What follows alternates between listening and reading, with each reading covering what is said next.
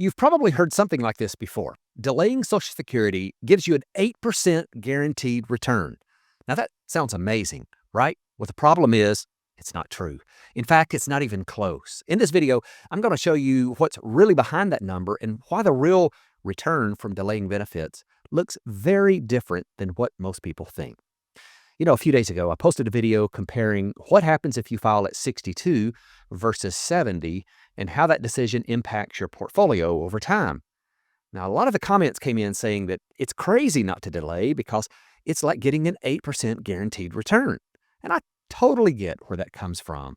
And if you've also thought this, you're not alone. Even some of the highly respected experts in this field have said the same thing.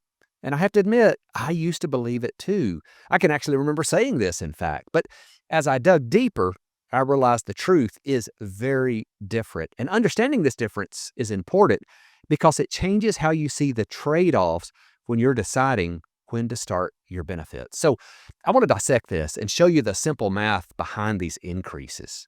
But first, we do have to understand the basics behind the decreases or increases to your benefit based on your filing age. And the stripped down version is that if you file early, your benefit is reduced. If you file later, it's increased. And when you look across all the possible filing ages, the average annual change from 62 to 70 works out to about 7.5% per year. So this is where that 8% guaranteed return idea comes from. But here's the thing. Having your benefit increase by 8% a year isn't the same as earning an 8% return. So think about it this way. Let's say that I owe you $100 for the rest of your life. Then I make you an offer. If you'll let me skip one of those $100 payments, I'll increase your future payments by 8%. So next year, instead of getting $100, you'll get $108. But the catch is, you have to give up an entire $100 payment just to get that extra $8 per year. So how long do you have to live before that trade-off actually pays off? Well, you don't have to know exactly how long you'll live to analyze it, but your age and how many years of payments you're giving up or gaining is what determines the rate of return on that decision. And if you're married, your spouse's age and potential survivor benefits matter as well. So let's move beyond this abstract example and let's look at the math specific to Social Security. So suppose someone has a full retirement age benefit of $3,000. So if they file at 62, their benefit drops to $2,100 per month. And if they wait until 70, it increases to $3,720. That means that by waiting, they're going to be giving up $25,200 each year for 8 years. And that's about $201,000 total in missed payments. And just to be clear, I'm not including inflation in this example. And that's because inflation is going to impact both options the same way, whether you claim early or late. Your purchasing power is still going to move with inflation over time, and leaving it out just keeps the math simple so we can focus on the difference between the filing ages. Now, in exchange, the Social Security Administration is offering a deal. They're saying, hey, skip those 8 years of checks, and starting at age 70, we'll boost your benefit by about $19,000 a year for life. So the question becomes, how many years do you have to live and collect that higher benefit before the trade-off actually pays off? Now, we can look at this in a traditional break-even analysis, but that only shows when the cumulative benefits between filing ages catch up in terms of dollars collected. But it doesn't quantify the rate of return. So think about it this way.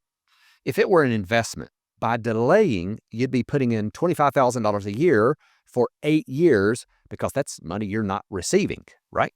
Now, in return, you'd start receiving $19,000 per year in withdrawals after that 8-year period. And the return on that depends entirely on how long you live to collect it. If you only collect a few years, your return's going to be negative. But if you live a long time, that $19,000 increase starts to pay off. And the longer you live, the higher your effective return becomes. Now, the way you measure this in mathematics is through something called the internal rate of return. It's a way to figure out what rate of return would make the benefits you gave up early equal to the value of the higher payments you'll get later. In other words, if delaying Social Security were an investment, what kind of return would you actually be receiving on that trade-off? So let's look at a single person first, and then I'll show you the return for a couple. And in either case, I know this is a spoiler, but when we actually run the numbers, the return is certainly not 8%. In fact, if we just look at a single person's benefit, the return is negative until about 79 and a half. And then by age 84, which according to the Social Security Administration is the life expectancy for a 62-year-old, the return is about 3.3%. By 90, it's 5.3, and if you live to 100, it's about 6.6%. And just so you know, those percentages don't really change if your benefit amount is higher or lower. I mean, the math scales, but the rate of return stays almost exactly the same. Now, if you're married, this gets a little more complicated because delaying can also affect your spouse's benefits.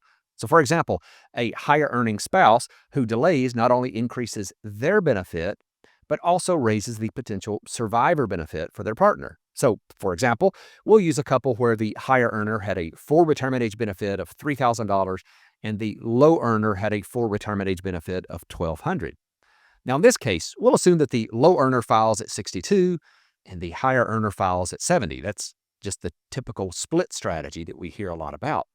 Now, to get even more detailed, we're going to assume that they're the same age, but the high earner dies at 90 and the low earner lives until 95. Now, in this case, the returns are about 1.5% higher at age 85. So instead of the 3.77% when just looking at one benefit, it's 5.35%. But after that, the difference starts to shrink. And needless to say, when we're looking at couples benefits, there are an endless amount of combinations that we could run. And, if one of them dies early, the math is going to change a lot. But the big takeaway here is that in either case, it's not the 8% guaranteed return that people often talk about. It's closer to 3, maybe up to 6%. I know that may be a bummer, but understand this too.